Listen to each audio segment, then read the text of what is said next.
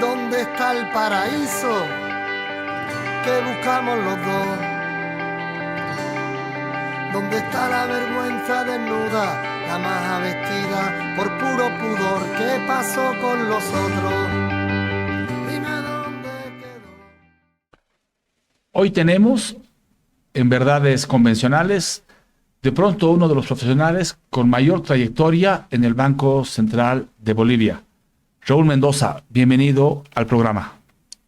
Gracias, Eduardo, un placer estar en tu programa y un saludo también a todos quienes te siguen por este medio. Raúl Mendoza es economista de la Universidad Católica, tiene cursos de maestría en la Universidad Católica de Chile y la Universidad de Chile también. Ha sido subgerente de investigaciones del Banco Central entre el año 98 y el 2006 y ha sido asesor principal de política económica del Banco Central de Bolivia entre el año 2006 y 2020. De pronto, no sé si con 5 o 6 presidentes del Banco Central. Sí, ¿no? El puesto de asesor de política económica es un puesto que responde directamente al presidente del Banco Central. Tiene un equipo grande de profesionales de muy alto nivel, de manera que no es solamente una asesoría personal, sino se dirige una gerencia. Es lo que en otros bancos centrales se conoce como el área de política económica o asesorías, en fin, que existen en todos los bancos centrales, ¿no? Después del presidente, digamos, el cargo más alto es el del asesor principal de política económica. Sí, exactamente, ¿no? Te propongo, Raúl, hacer un primer bloque donde nos puedas un poco intentar demarcar un poco las, digamos, en fases o en etapas de la política económica, de la política monetaria en Bolivia. Yo propondría que lo hagamos desde el año 98, 99, 2000. Hay una importante devaluación del real en Brasil en el 98. Argentina entra en una crisis profunda en el 2001. La economía boliviana estaba dolarizada, estábamos con altos niveles de déficit fiscal, con bajo nivel de crecimiento. Y ahí yo me acuerdo que se hablaba de la posibilidad justamente de dolarizar, ¿no? Justamente porque el tipo de cambio estaba muy apreciado y digamos, la economía estaba ralentizada. Te propongo, si pudiese hacer un recuento desde los años 2000 hasta el año 2025, y si esto lo podríamos como demarcar como en periodos, ¿no? Un poco también para entender, bueno, qué pasó en Bolivia en términos de economía los últimos 25 años a partir de la experiencia como un alto funcionario del Banco Central. Sí, a ver, podríamos referirnos a finales de los 90 como las grandes crisis, la crisis del sudeste asiático, que luego de haber sido catalogados como los tigres, se cae con la devaluación del baht tailandés. Posteriormente viene la crisis rusa, el efecto mexicana, el efecto tequila en México. Y esto golpea muy fuertemente, principalmente a Brasil, ¿no? Y en Brasil, a principios del 99, se cae el plan real, ¿no?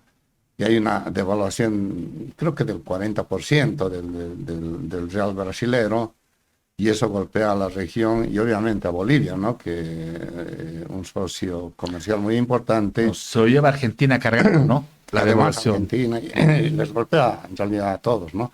En la región, un país tan grande como Brasil. Y Bolivia entra en un proceso de devaluación tratando de perseguir al real, devaluación. Y el tipo de cambio no hacía otra cosa que subir, ¿no? Entonces, ese es un periodo en el cual el tipo de cambio en Bolivia, al subir, está importando inflación, pero al mismo tiempo las condiciones van cambiando, ¿no? Y se mejoran los términos de intercambio en toda la región. Y a Brasil incluso había cambiado de orientación y la moneda brasilera empezó a apreciarse como todas las monedas de Latinoamérica, ¿no? Y Bolivia seguía depreciando el tipo de cambio, ¿no? Y creo que viene bien esta propuesta que haces de hablar de periodos para entender que la orientación cambiaria no es una orientación que la podemos empaquetar como buena o mala, sino depende de las condiciones económicas imperantes en el entorno que corresponde a un país en particular. Entonces, ya Bolivia, en la primera mitad del 2000, tenía muy buenos ingresos, empiezan a subir muy fuertemente los precios de las materias primas. La presión de demanda agregada estaba generando inflación y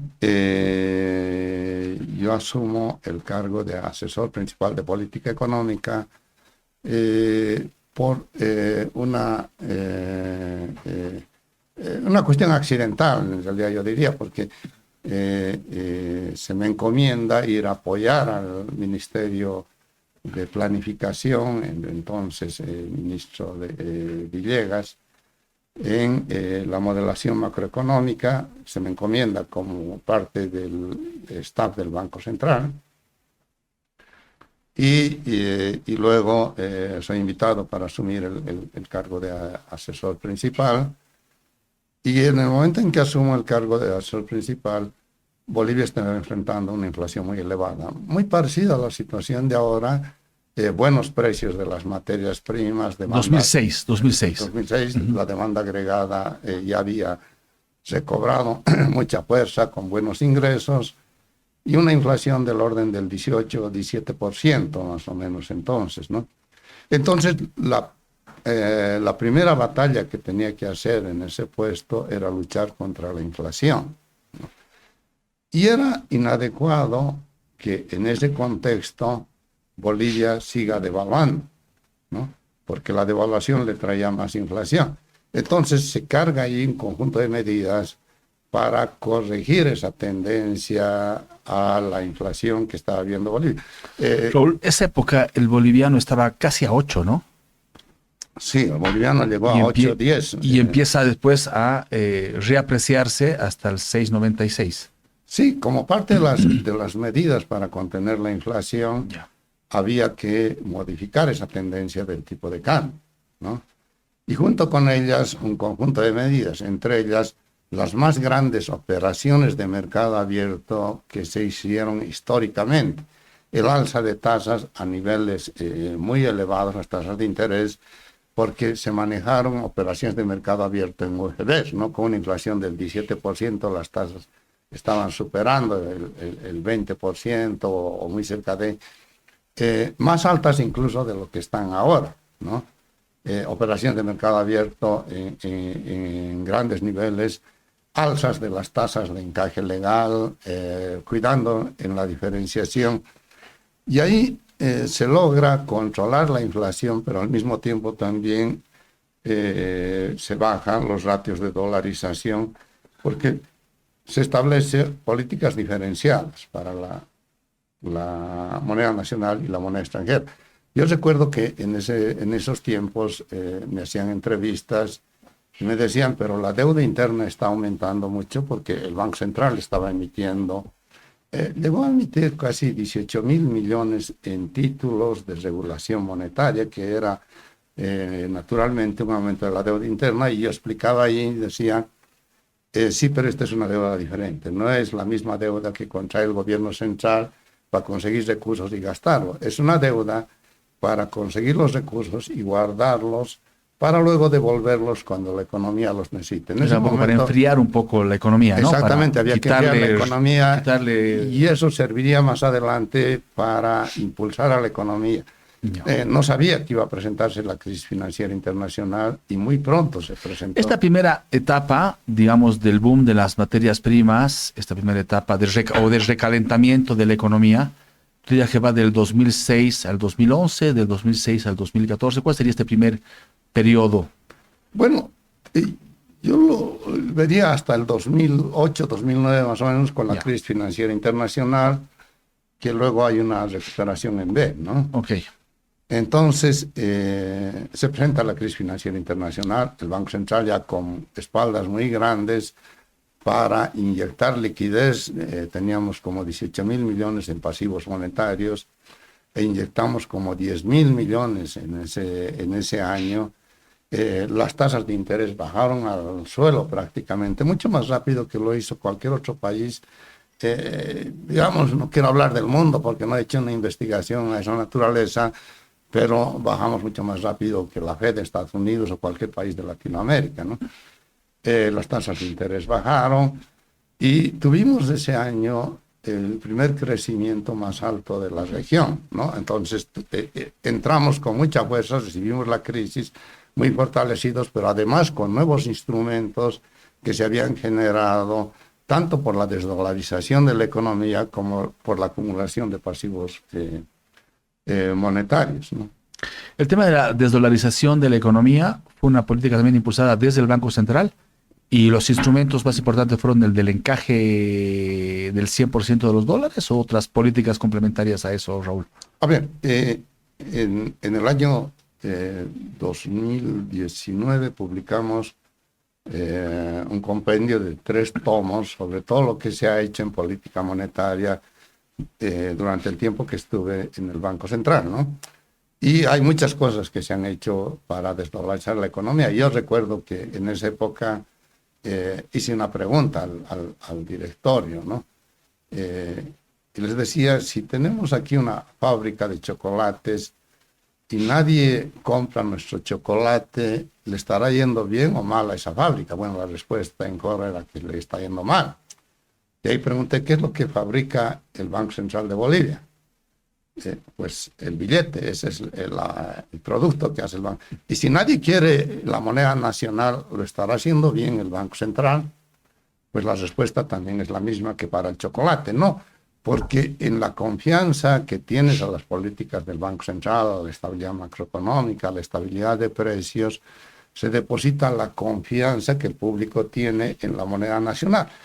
O sea, había que recuperar la demanda por la moneda nacional en una economía que ya había perdido casi todas las funciones de dinero, nuestra moneda nacional, ¿no? Entonces ahí se hicieron muchas políticas, el encaje legal, las tasas de interés, operaciones de mercado abierto que solo se hacían en dólares, pasaron a ser solo en moneda nacional, la estabilidad de precios, y se combinó con un conjunto de políticas que tuvieron otra característica, y ahí aprovecho para comentarte las jornadas monetarias. Gente de todo el mundo, grandes profesionales que venían a contarnos lo que habían hecho y ver cómo lo estaba haciendo Bolivia, el encuentro de economistas que ya eran los bolivianos que presentaban su investigación. El último año que estuve comandando esto, salió una noticia en Estados Unidos, es decir, asistí al encuentro más grande de economistas del mundo, ¿no? Porque llegó a ser tan grande. Esa vez la hicimos, recuerdo, en una alianza entre la UPEA del Alto y la Escuela Militar de Ingeniería, y la inauguramos en el Coliseo del Alto, y el Coliseo estaba repleto. Utilizamos los salones de la Escuela Militar de Ingeniería, incluso del Colegio de Ejército al frente, y todo ello estaba colmado con diferentes exposiciones. ¿Para qué? Para que se discuta sobre economía, ¿no? Y después hicimos el concurso de ensayo escolar, ¿no? Que son ensayos que escriben los estudiantes de los últimos 2 años de colegio sobre temas económicos que el Banco Central quería posicionar. Y finalmente hicimos el concurso de teatro, donde ya los niños desde el primer año de colegio participaban representando obras teatrales, ¿no? Y te cuento así rápidamente. Estuve en una presentación en la que el tema era la bolivianización, y en esa presentación, finalmente la parte final de la obra de teatro es que se enfrentan el boliviano con el dólar, ¿no? Y el dólar vestido con su traje de las estrellas, de la bandera estadounidense, seguramente el estudiante más grande del colegio, la música de Rocky al fondo, Y el boliviano, digamos, un pequeñito que vestía la música típica de Bolivia. Rocky. Y finalmente, a lo largo de la pelea, el público iba tomando una parcialidad tan fuerte al boliviano, y al final el boliviano noquea al dólar, y se queda, yo decía, una imagen que nunca lo habría logrado un burócrata con una conferencia. Ese mensaje que queda en la población, y es lo que conocemos como el ownership, ¿no es cierto? El apropiarte de una política. Y cuando comentaba estas cosas, digamos, en otras partes o en otros países, veían que era algo muy positivo. O sea, no solo las curvas de oferta, demanda. Pero lo difícil de explicar con modelos económicos a la gente, esos preceptos básicos de economía. Claro, estaban haciendo niños, jóvenes, profesionales. Te propongo, Raúl, sigamos un poco este recuento histórico. Me dices 2006, 2008, la crisis mundial, este esfuerzo para recuperar la economía con tasas de interés muy bajas, devolviéndole liquidez a la economía. Esta segunda etapa, ¿le llevarías hasta dónde? ¿Hasta dónde seguiría esa segunda etapa? Bueno, pasando por el 2011, la crisis de deuda soberana en Europa, porque se da una B, luego del 2009 se recupera muy rápidamente la economía mundial, porque bueno, los dañados fueron los más poderosos y le metieron mucho dinero, dinero que sobró incluso en esas economías porque la gente estaba muy deprimida y que llegó a Latinoamérica y siguió financiando la recuperación. Pero el 2011 se da otra crisis, la crisis de deuda soberana, ¿no?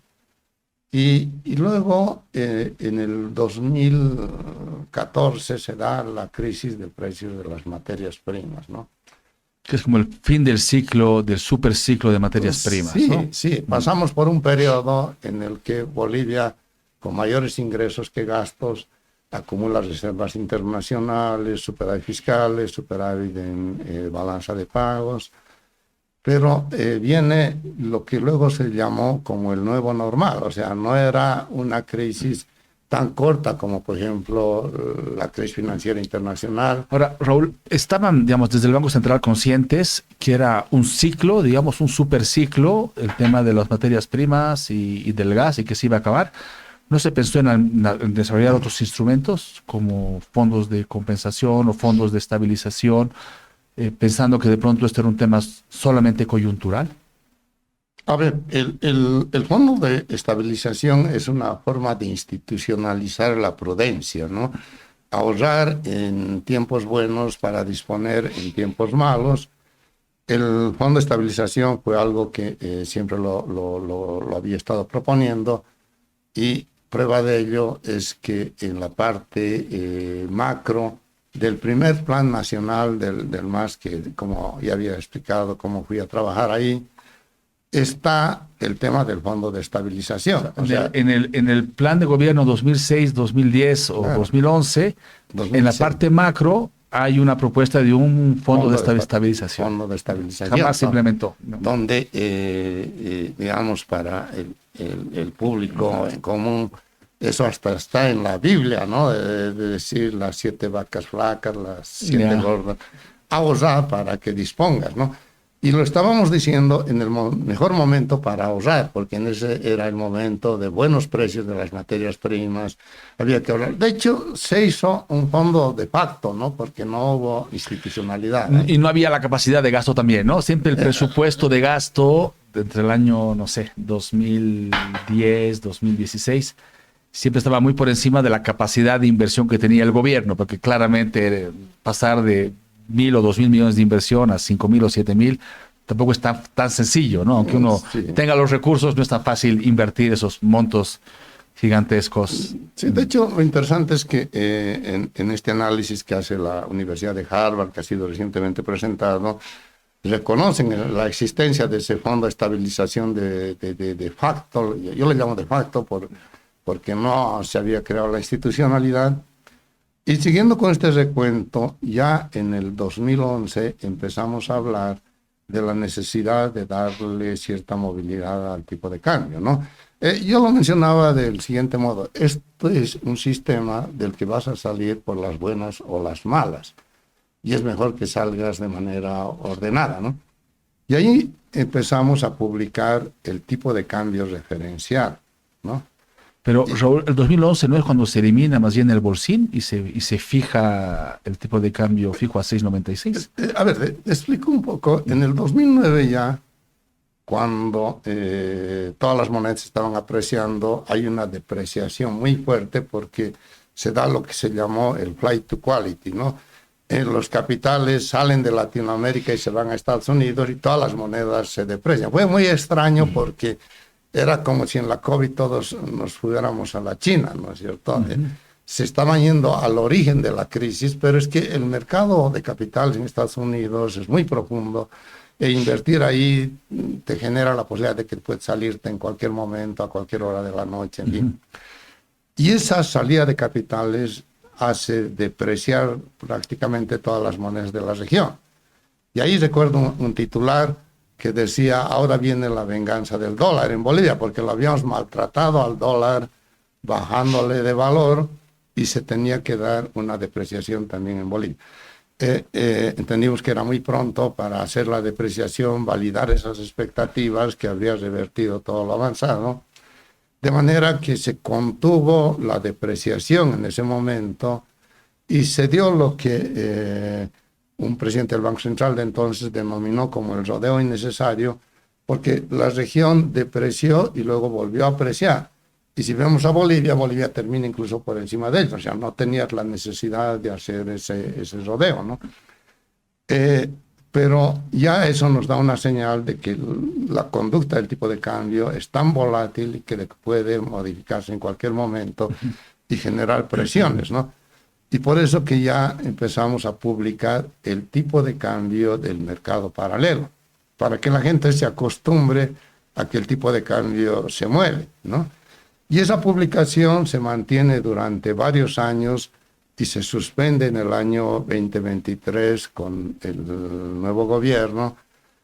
Y para mí es una publicación que es un antecedente de lo que ahora se está llamando el tipo de cambio referencial, porque en la práctica, con algunos aditamentos más o menos, es el tipo de cambio al cual se está transando el dólar. ¿Cuál era la virtud de ese tipo de cambio? Es que nos mostraba cómo estaba dentro de la banda que era oficial de compra y de venta, bien comportado el tipo de cambio, ¿no? Y cuando se pegaba a la banda, arriba o abajo, nos daba señales que eran muy importantes para el Banco Central. Y ahí ya, y lo digo esto porque eso es público, y si revisan, por ejemplo, la información del año 2022, van a ver ese tipo de cambio referencial en la hoja semanal que publica el Banco Central. La administración anterior del Banco Central corta la publicación y ahora se discontinúa y aparece una publicación desde diciembre del año pasado, sí, que es el tipo de cambio referencial del cual se habla todos los días, ¿no? 2014, digamos, fin de este superciclo de materias primas, hasta el 2020 que viene el COVID, ¿sería como la siguiente etapa? Sí, digamos, ya Estados Unidos estaba levantando, porque luego de la crisis financiera internacional y la crisis de deuda soberana, las tasas de Estados Unidos se quedan en niveles muy cercanos a cero, y justo cuando ya la estaba levantando la tasa, viene la COVID y Estados Unidos tiene que volver a bajar. Tal vez, Raúl, antes de la siguiente etapa, entre el 2014 y el 2020, muchos economistas sostienen que el boliviano se apreció de forma desmedida, ¿no? Y que el gasto del sector público se mantuvo por niveles muy por encima de los ingresos que tenía, y que eso finalmente fue erogando las reservas internacionales netas, donde el Banco Central tiene un rol protagónico. Digamos, esta etapa 2014-2020, la gestión de la política monetaria, la política fiscal, la política, digamos, de la economía, ¿fue bien manejada? ¿Tienes críticas a ese periodo? ¿Cuáles fueron, digamos, los aciertos? Como señalaba, era importante darle cierta movilidad al tipo de cambio. No es bueno fijar una trayectoria que luego cree decisiones económicas que no se van a ratificar, ¿no? Pero creo que la apreciación más fuerte viene ya en el 2024, cuando Brasil tiene una devaluación muy fuerte y la región también. El primer periodo de la COVID se da ese rodeo, luego de la depreciación hay nuevamente una apreciación. Grandes movimientos cambiarios no se habían observado, pero es cierto, ¿no? El tipo de cambio el tipo de cambio real se estaba apreciando. Ok, finalmente 2020, el COVID golpea muy duro a la economía en Bolivia y en toda la región. ¿Qué tipo de políticas se toma ya ahí en el Banco Central? O digamos como país, ¿fueron acertadas esas políticas durante la crisis? A ver, primero hay que distinguir lo que puede y lo que no puede hacer el Banco Central, ¿no? El Banco Central tiene un mandato constitucional y por ley de cuidar la estabilidad de precios, ¿no? La parte real tiene un apoyo que puede dar el Banco Central, pero hay otros responsables más directos. Entonces, en ese tiempo, el Banco Central había acumulado nuevamente pasivos monetarios muy importantes y va aflojando esos pasivos monetarios para que la economía tenga aire mientras otros sectores tienen que hacer su tarea, ¿no? Eso le da cierto periodo de actividad económica todavía muy dinámica, con inyecciones que hace el Banco Central, bajar la tasa de interés, bajar la tasa de encaje legal, es decir, la orientación de la política monetaria. Se había señalado la contraciclicidad en el sentido de apoyar con más inyección en los momentos en que la economía lo necesitaba, salvo que eso no esté afectando a la inflación, ¿no? Y finalmente, digamos, 2020-2021 es la crisis del COVID y entramos a la última etapa, no sé, de 2021, 2022, 2025, ¿no? ¿Cuál es tu apreciación sobre la gestión de la política monetaria y de la economía de estos últimos años del gobierno de Luis Arce? Bueno, si uno ve la gráfica de reservas internacionales, creo que ya era muy fácil de predecir que se iban a acabar, ¿no? Las reservas internacionales. Crónica de una muerte anunciada finalmente. ¿No es cierto? Todos ya sabíamos, yo lo había advertido, incluso a esa administración, porque estuve pocos días con esa administración, y era el tiempo de muy bajas tasas de interés. Estados Unidos otra vez la había llevado la tasa entre 0 y 0,25 y el mundo tenía bajas tasas porque la prioridad era reactivar la economía, no era bajar la inflación. Nadie estaba con problemas de inflación y fue muy extraño que Bolivia empezó a tener una fijación con el tema de inflación, olvidándose un poco en la actividad económica. Y hay muchas noticias de parte de las autoridades que tenemos la inflación más baja del continente. Y ahí, solo para graficar un poco esto, los países que tenían la más baja inflación en la región eran Bolivia y Ecuador. Y los países que tuvieron el más bajo crecimiento en la región, que es una historia no contada, eran Bolivia y Ecuador, ¿no es cierto? Y ahora, por ejemplo, Bolivia tiene un PIB el año pasado, en el 2025, por debajo del PIB del 2019, que es el punto de referencia. No puede ser punto de referencia el 2020, el periodo de la COVID. Entonces, si recordamos los 80, se llamó la década perdida de Latinoamérica porque pasó que el PIB se había caído en esa década. En Bolivia tuvimos un tiempo de caída del PIB real desde el 2019 hasta el 2025. El PIB del 2025 es más bajo que el del 2019. ¿Qué pudo haber motivado al gobierno a no depreciar más la moneda, digamos, a mantener un nivel de gasto tan alto, a que se reduzca tanto las reservas internacionales? ¿Cuáles eran los motivos? O sea, digamos, desde un punto de vista de la economía, ¿era un modelo viable, Raúl? O sea, ¿podía haber funcionado lo que planteó el gobierno de Luis Arce en términos económicos? A ver, yo encuentro un problema entre el economista y el político, ¿no? al político le gusta mostrar cifras que son... Mantenerse sobre la ola, un poco así. Somos los mejores, estamos... Y yo recuerdo que el primer año, por ejemplo, de gobierno de Luis Arce, se llega a mencionar que las remesas aumentaron mucho gracias a la buena política económica del gobierno.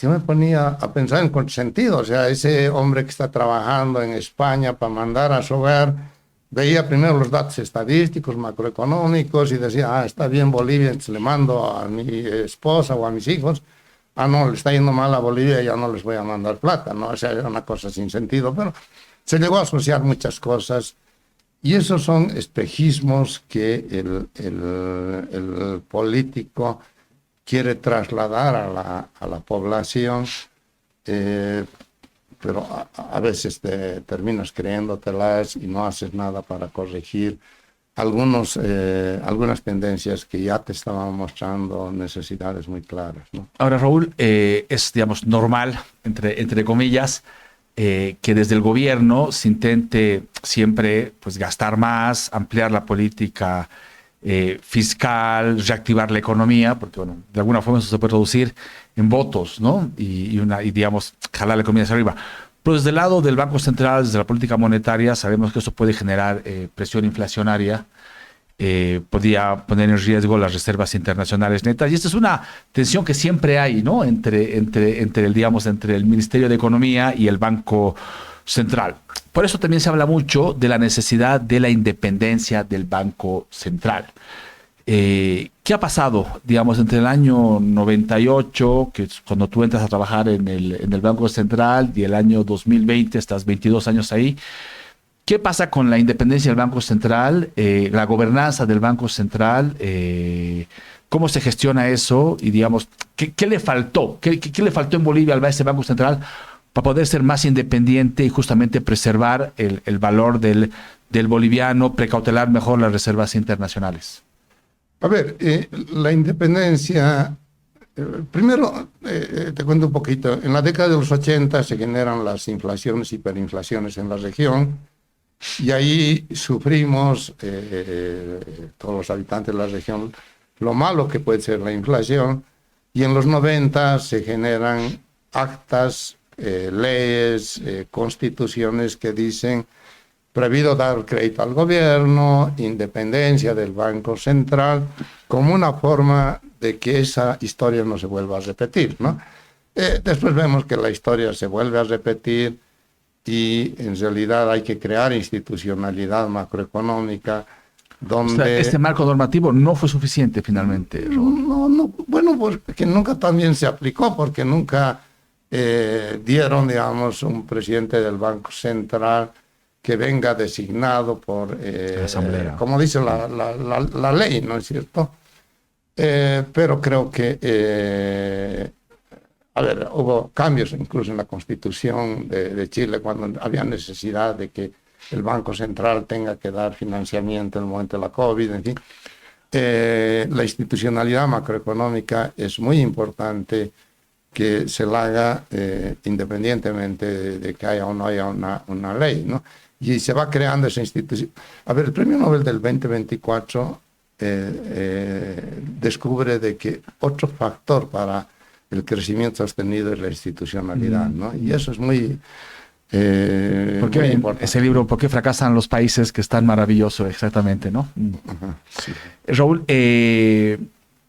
significa que es un mal congénito en Bolivia y que por lo tanto esto nos va a volver a pasar entonces.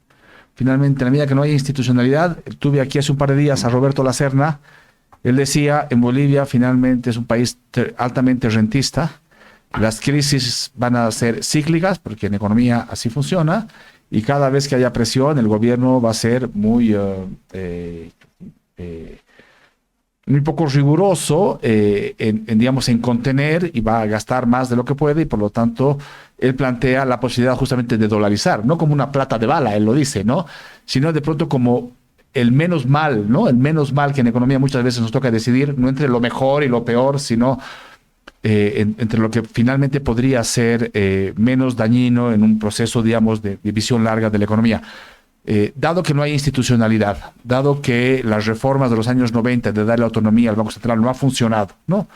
Y ha sido, digamos, circunscrito a la política fiscal y a la del gobierno, ¿tú creerías que la dolarización podría ser una opción para Bolivia, justamente para salir de estas crisis cíclicas y de estos periodos de gasto excesivo por parte del gobierno? Bueno, es una solución parcial, en tanto te dice que no tienes a tu disposición el dinero que necesitas para gastar, ¿no es cierto? Necesitas generarlo en el comercio exterior. Pero eso le genera otros costos a los países. Se pierde muchos grados de discrecionalidad en la política monetaria, la política fiscal, la política cambiaria. Prácticamente son instrumentos que dejan de existir. Se pierde el señoreaje, que es, digamos, también un recurso para el Estado. La señora que va al mercado a comprar pan todos los días necesita dólares y esos dólares los está imprimiendo Estados Unidos. Se vuelve muy dependiente de lo que pasa en el comercio exterior. Y ahí tenemos, digamos, Ecuador con muchas dificultades, tiene que acudir mucho al financiamiento externo, muy endeudado, con bajo crecimiento. El Salvador con grandes problemas. Igual, altos niveles de endeudamiento también, sí, efectivamente, con niveles de déficit también importantes. O sea, Panamá, digamos, Panamá ya es otra historia, digamos, de una tradición muy larga de dolarización, pero no les ha ido bien. La caja de convertibilidad de Argentina fracasa también, que era otra forma de dolarización. De manera que creo que no es, digamos, una solución. Es entrar a mayores problemas por corregir un problema, ¿no? Ahora, la Constitución del 2009 le pone candados, digamos, a la inversión extranjera, por eso hemos tenido tan poca inversión extranjera, candados a la participación del sector privado, por ejemplo, en sectores estratégicos como el de hidrocarburos, pero finalmente no le puso candados a un tema clave que es justamente vinculado al tema de la independencia del Banco Central, ¿no? O sea, ahí, por lo que me dices, de pronto la historia en Bolivia se volverá a repetir finalmente. ¿O hay algo que se podría hacer justamente para mejorar esta independencia? ¿Algo que se podría recomendar al gobierno actual? Bueno, acaban de presentar una propuesta de modificación de la Constitución. ¿De pronto podría pensarse en algún artículo, algo que pudiese mejorar esta independencia? A ver, yo creo que tenemos que aprender a comportarnos adecuadamente y no solo estar compitiendo como si estuviéramos en el periodo de elecciones todo el periodo de gobierno. Entonces, hay, digamos, como algo que nos acostumbramos a ver, es esas batallas de quienes deberían resolver los problemas entre ellos y en algunas ocasiones generando mayores problemas en lugar de resolverlos, ¿no? Por eso me refería a ciertas formas de institucionalidad donde todos sean más creíbles. Creo que podría de repente pensarse, no lo había pensado, de incorporar algo del Banco Central en la Constitución, pero la Constitución, porque también tuve la oportunidad de trabajar en el momento de la Constituyente, tiene 3 artículos, diría. El 326, donde dice el Estado y el Banco Central definirán los objetivos de la política monetaria y cambiaria. El 327 dice el objetivo del Banco Central es la estabilidad, y ya está definido. Y el 328 dice el Banco Central tiene la potestad de definir la política monetaria y la instrumentación. Hay un tema de coordinación. Entonces, si leemos en esa secuencia, el Banco Central tiene muchas potestades, ¿no? Me extrañó un poquito de que la definición de la política cambiaria venga desde otra repartición y el Banco Central lo tome como si lo han definido, ¿te das cuenta? Y ahí, digamos, habría sonado mejor que haya un tema de coordinación, porque no es la política cambiaria la que se define antes, es la instrumentación de la política monetaria. Te lo voy a poner como 3 formas de instrumentar metas explícitas de inflación, metas intermedias y tipo de cambio fijo o dolarización. Y dependiendo de esa definición recién viene la política cambiaria que se quiera hacer, ¿no? Entonces, para metas de inflación viene la política de flexibilidad cambiaria, que encuentro como algo que sí o sí se tenía que hacer, porque la definición del tipo de cambio fijo es que el Banco Central vende y compra dólares al tipo de cambio fijo toda la cantidad que el público desee. Cuando ya no puedes hacer eso, puedes quedarte con el lechero tipo de cambio 6,96, ya no existe ese tipo de cambio. Raúl, estos últimos 2 años también ha participado de este foro económico y social que lo impulsa la Friedrich Ebert Stiftung, la FES. Han publicado un libro reciente, Propuestas para un reordenamiento económico. Tienes un artículo ahí, Diagnóstico y evaluación de las medidas y propuestas alternativas de política monetaria. ¿Cuáles son tus recomendaciones, en realidad, Raúl, para justamente un programa de estabilización, de recuperación económica? Bueno, en términos sencillos, el diagnóstico utiliza todo lo que es la estadística, el sistema de cuentas nacionales y lo que han elaborado los organismos importantes en esto, ¿no?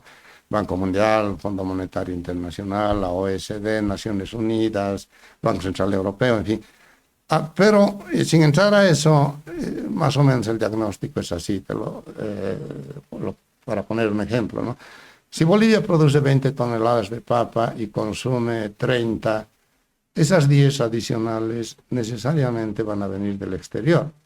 Y esas 10 adicionales las tienes que comprar con dólares, y los dólares que uses para comprar eso van a ir acabando las reservas, y cuando se acaben vas a tener que endeudarte si mantienes ese gasto mayor que la producción, ¿no? Entonces, esto te determina la causa, primero, el gasto mayor que la producción, y la consecuencia, pérdida de reservas internacionales y endeudamiento externo. Creo que la discusión se ha orientado mucho a las consecuencias antes que a la causa. Sé que el gobierno está haciendo esfuerzos y todo esto, pero al margen de eso, quiero señalar, no es tarea fácil, yo lo reconozco, pero hay que concentrar también la atención en las consecuencias, ¿no? Y luego he observado las políticas que se estaban haciendo desde el Banco Central como medidas entre residentes para resolver el problema de la balanza de pagos. La definición de balanza de pagos son las transacciones entre residentes y no residentes. Y todas las medidas que había hecho el Banco Central, puedo citar unas 8 o 10 medidas, eran transacciones entre residentes. Comprarle dólares a los exportadores, comprarle dólares a las familias que reciben remesas, comprar oro al que produce oro. Todos ellos son residentes de Bolivia y lo único que hace es trasladar de una mano a otra las reservas. Yo no hago este ejercicio con mis... Es cuando dicen que Yacimiento se puso a comprar USDTs y el boliviano llegó a 19, creo, por dólar, ¿no? Efectivamente, ya. Exactamente. Entonces, no vas a incrementar los dólares que hay en el país comprando oro al que produce oro. Claro. Entonces, eso lo que hizo es limpiar los dólares que estaban en la economía y llevarlos al Banco Central. De repente, una alegría para el contador en ese momento, y lo digo con todo respeto porque dicen las reservas están aumentando. Pero ¿y qué está pasando en la economía? Las reservas se están limpiando y ahí viene esa crisis gemela, ¿no? Crisis cambiaria, porque ya no encuentras dólares y empieza a subir el tipo de cambio. Y una crisis, bueno, quitemos la palabra crisis, ¿no? Y un problema en el sistema financiero donde ya nadie quiere depositar en el sistema financiero sus dólares porque el sistema financiero ya niega los depósitos y niega a entregar los dólares. Claro. Entonces se genera, este país que está tan necesitado de ahorro financiero, se genera una política que hace caer el ahorro porque al llevarse esos dólares al colchón o a donde quieras en la casa, se sale del sistema financiero y Bolivia pierde ahorro, ¿no? De hecho, los niveles de cartera y de préstamos han recaído, ¿no? Estos últimos 2 años también. ha sido muy restrictivo todo este tema financiero, ¿no? Sí, estamos viviendo ahora en lo que se llama el racionamiento del crédito. O sea, nadie ya quiere prestar, por ejemplo, para la vivienda, cuyos precios están cayendo. El crédito se está racionando. Hay un sector que también está tomando muchos esos recursos, que es el Estado, con las intervenciones de mercado abierto. Las razones existen y no quiero discutir eso, pero el sistema financiero... A ver, para contártelo del siguiente modo, el programa monetario que hace el Banco Central, el primer programa dice expansión del crédito al sector público en 7.000 millones y contracción del crédito al sistema financiero en 11.000 millones. Y voy a explicar un poquito cuando digo expansión del crédito al sector público. Es cierto, no hay crédito como formalmente te estoy dando el crédito, pero el uso de depósitos es crédito neto. Entonces, para fines legales, contractuales, hay una diferencia muy fuerte entre lo que es un crédito y un uso de depósitos. Pero desde el punto de vista de la expansión monetaria, puede ser uso de depósitos, crédito, o que te regalen el dinero. Finalmente, el impacto va a ser el mismo, ¿no? Y se modifica el programa monetario del siguiente modo. Se le añade 2.000 millones de crédito al sector público, de 7.000 a 9.000, y se le añade 2.000 millones de contracción de crédito al sistema financiero, ¿no? Entonces, eso obviamente determina menor el racionamiento del crédito al que nos estamos refiriendo, ¿no? ¿Alguna recomendación de lo que se podría hacer un poco en esta etapa, Raúl? A ver, digamos, por mi vínculo en mi vida laboral está más cercano de lo que es la política monetaria. Yo creo que están haciendo un gran esfuerzo, no es una tarea sencilla. Me alegro mucho de que, si no me equivoco, ayer se ha publicado el reporte de inflación donde ya se habla de objetivos. Los dos programas que sacó este año el Banco Central no tenían los objetivos, ¿no? Y eso parece ser una ausencia muy grave. No puedes hacer un programa sin un objetivo, pero entiendo también que los objetivos tienen que ir ajustándose gradualmente si uno piensa en metas de inflación. Pero el reporte que salió ayer me parece muy interesante. No he alcanzado a leerlo completo, pero creo que da mucha más información que los dos anteriores y eso es ir en la buena dirección, ¿no? Finalmente, Raúl, ya tiempo de agradecerte por esta primera entrevista en Verdades Convencionales. Quisiera volver a un ejemplo que lo has dado dos veces tú. Dices, no hay que concentrarse en los síntomas, sino en las causas de la crisis. Has puesto el ejemplo de las 10 toneladas de papa en un país donde consumimos no 10, sino 20 toneladas de papa y por lo tanto se necesitan los dólares para conseguir esta diferencia. Yo en mi actividad personal viajo mucho al área rural en Bolivia y yo he estado impresionado en los últimos 15 años la cantidad de productos importados de Argentina, de Brasil, cosas básicas, o de Perú, ¿no?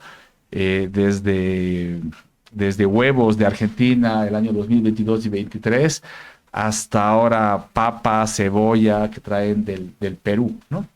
Entonces, esto solo para decir, yo creo que el tema del tipo de cambio real es clave para la reactivación económica y para el empleo, más en un país donde la protección social básicamente es el empleo. Y la pregunta, volviendo otra vez un poco a la idea esto de entender las causas reales de la crisis, es tener una valoración sobre el tipo de cambio, ¿no? Un poco del tipo de cambio real. Si tú crees que 11, 12 bolivianos es un tipo de cambio real de equilibrio de largo plazo, o si más bien ese tipo de cambio de pronto debería devaluarse justamente para recuperar competitividad, digamos, real de la economía boliviana. A ver, sobre el tipo de cambio, creo que conviene referirse a lo que es la Trinidad imposible, ¿no? Hay tres vértices en ese triángulo que nos enseñan a los economistas y esos tres vértices son tres cosas deseables. Una de ellas es la autonomía monetaria, que el Banco Central no esté obligado ni a comprar ni a vender y pueda hacer la regulación monetaria que él desee, a comprar o vender dólares, decía. El otro es la apertura de la economía, porque así traes know-how de inversión extranjera. Y el otro es la estabilidad del tipo de cambio. Ojo, no es la volatilidad del tipo de cambio. A veces yo escucho unas celebraciones, decir, ahora el tipo de cambio se va. Todos los países que están flotando buscan mantener ese tipo de cambio de algún modo estable y por eso intervienen. El Fondo Monetario es una publicación muy interesante, entonces con el economista jefe del fondo, Alejandro Werner, a quien tuve el placer también de conocerlo y conversar sobre esta publicación precisamente. Y en esa publicación la hacen junto con los países que flotan, ¿no? Los inflation target. Y ahí se demuestra que todos han intervenido, ¿no? Chile es uno de los países que menos interviene, pero igual ha intervenido, ¿no? De manera que la intervención es algo que viene junto con la flexibilidad cambiaria. Teóricamente se dice no interviene, el mercado lo fija, pero en la práctica sí se interviene. Y ahí fijan 4 razones para intervenir en ese libro, ¿no? La primera de ellas es que dicen para comprar reservas por si alguna vez las necesita. Entonces salen a comprar dólares y acumulan reservas internacionales. La segunda de ellas dice para evitar los daños que puede causar los desbalances en el sistema financiero, porque si sube mucho el tipo de cambio, se causan problemas en los balances y eso causa problemas generalizados. La tercera es el pass-through, ¿no? Evitar que haya una transferencia en la inflación. Y la cuarta es cuando esos shocks son muy persistentes, ¿no? Hay necesidad de intervenir, pero al final intervienen, ¿no? Entonces, el tipo de cambio tiene lo que llamamos uno de los más grandes problemas de la economía de mercado, que son las asimetrías de información. Y es que el mercado cambiario interviene la ama de casa, el empresario, el banquero, el profesional, intervienen todos que tienen diferente información y es un mercado muy asimétrico y suele sobrereaccionar.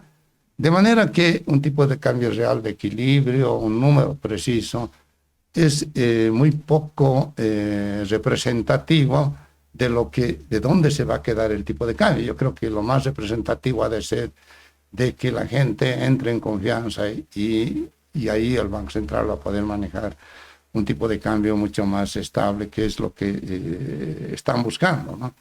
Pero ahí, digamos, sería un tipo de cambio, digamos, un tipo de equilibrio entre oferta y demanda de divisas, pero no necesariamente un tipo de cambio, digamos, de competitividad real de la economía.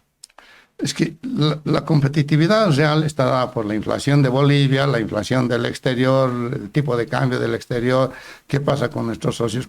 La competitividad se está moviendo en todo momento, ¿no? Entonces no podemos hablar de que este es el tipo de cambio que te va a mantener estable. Sería tanto como pedir que los otros no se muevan, ¿no es cierto?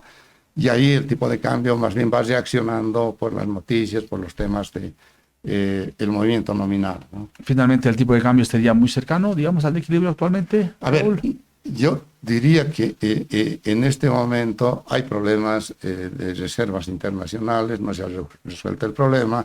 Ha habido un preacuerdo con el Fondo Monetario que nos da una expectativa de dólares que podrían llegar al país.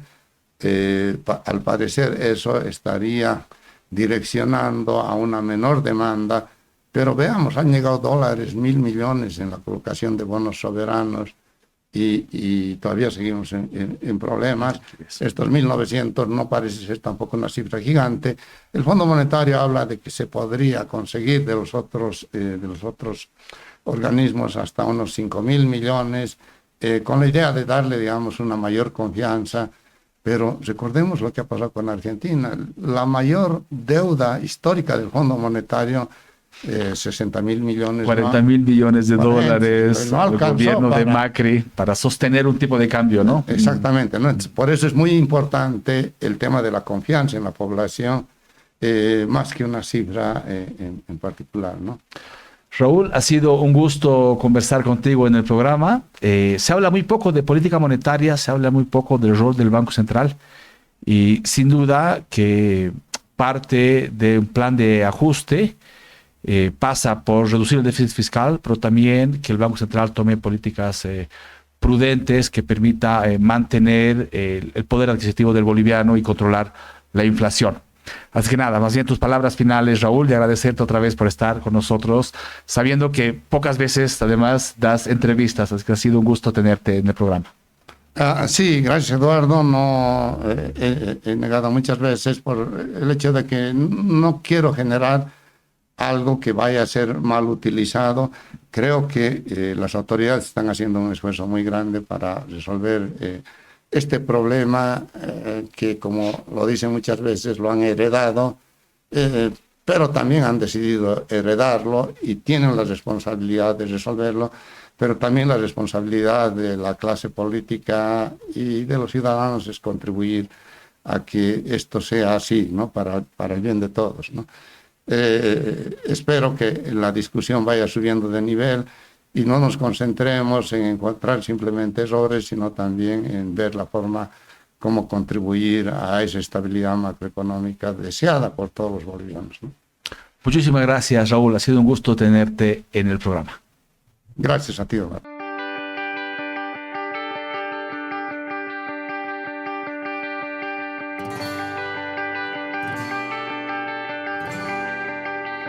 ¿Dónde está el paraíso que buscamos los dos? ¿Dónde está la vergüenza desnuda, la maja vestida por puro pudor? ¿Qué pasó con los otros?